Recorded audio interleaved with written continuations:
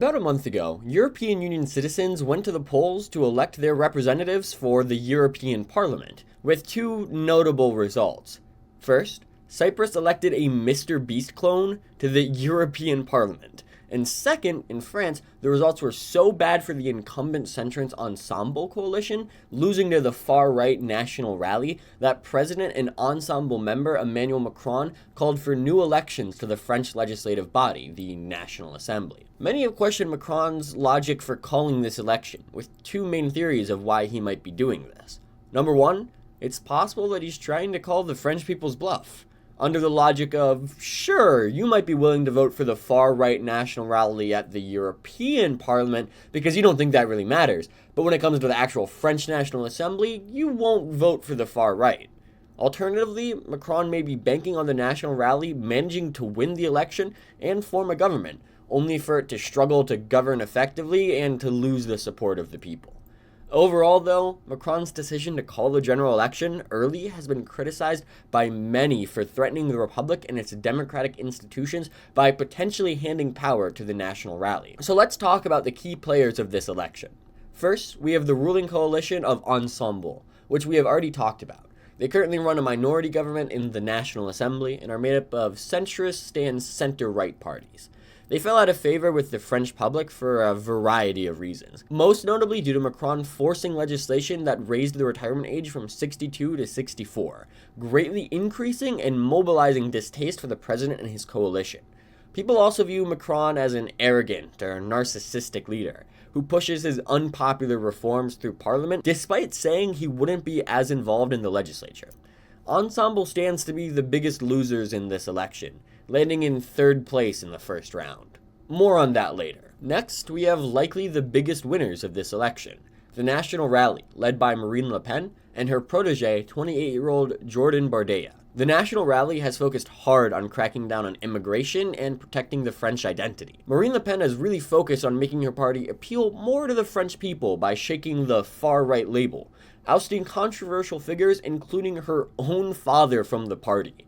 Yeah, awkward. Since then, the National Rally has grown in popularity, with Marine Le Pen facing off against Macron in the 2017 and 2022 presidential elections.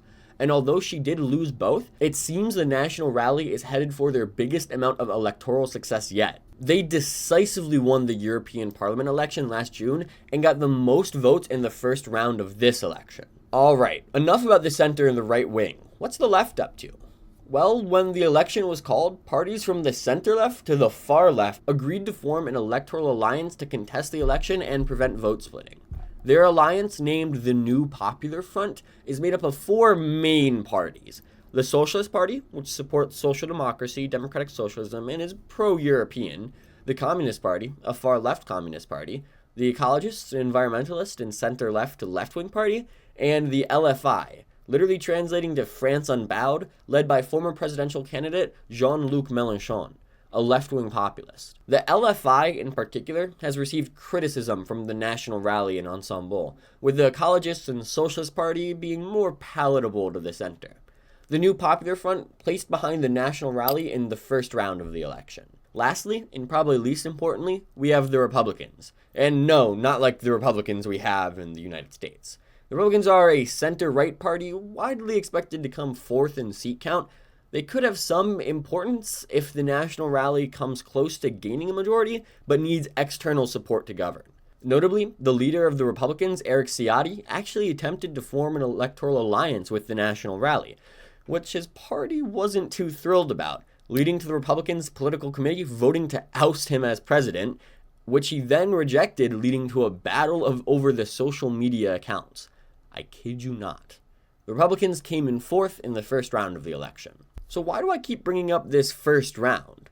Well, France uses single-member districts, just like the US and the UK do. But unlike the US and UK, they use a runoff system. The first round was held last Sunday, and the second round of the election is going to be held this Sunday. Instead of the top two candidates going on to a runoff, like how most countries with the runoff system doing it, France has a weird quirk where, assuming no candidate gets a majority, the top two candidates go into a runoff, and any candidate that received a vote total greater than 12.5% of registered voters. Meaning that in a high turnout election like this, a lot of runouts have 3 or even 4 candidates. For reference, this election has 311 out of the 577 districts having runoffs with 3 or 4 candidates. In contrast, in 2022, the last election, there were only 8. So we're seeing runoffs with National Rally, Ensemble, and New Popular Front candidates. And this, naturally, leads to some tactical voting.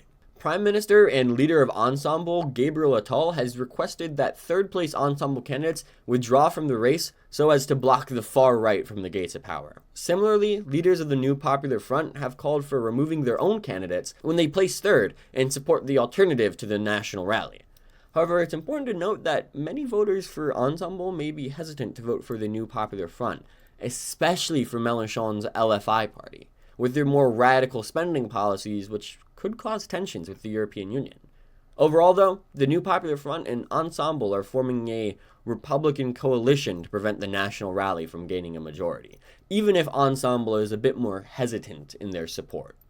Which leads us to 2 main options. Either this Republican coalition is successful, or it isn't. If Ensemble and the New Popular Front fail to prevent the National Rally from gaining a majority, things are pretty straightforward. The National Rally's Gabriel Attal will become Prime Minister of France, and Macron will have to work with him in order to get legislation passed. The test will then be whether or not the National Rally can hold on to its power and then potentially win the presidency in 2027. Still, they'll have at least won the short-term victory. Alternatively, the National Rally may be denied a majority. But then what? The government would be divided between 3 dominant ideological factions, and it seems nearly impossible that a government can be formed and actually be effective. Most likely, a technocratic government would be formed that wouldn't actually pass much legislation and instead function as a caretaker. This would have to be held for at least a year, as the French Constitution requires a year to pass until another snap election like this can be held. And it would be likely that Macron would simply call another election after that time had passed. And even if the National Rally is kept out of a majority this cycle, it's entirely possible their support will only continue to rise until they inevitably get into government. So there you have it. This Sunday will be extremely decisive for the French people, whether they embrace the anti-immigration populist rhetoric of the National Rally or instead choose to support a Republican front to keep the far right out of power. Until then, we can only wait and see. And one final thing, if you want to be featured in a video, please drop an election-related hot take that you have, and I'll rate them.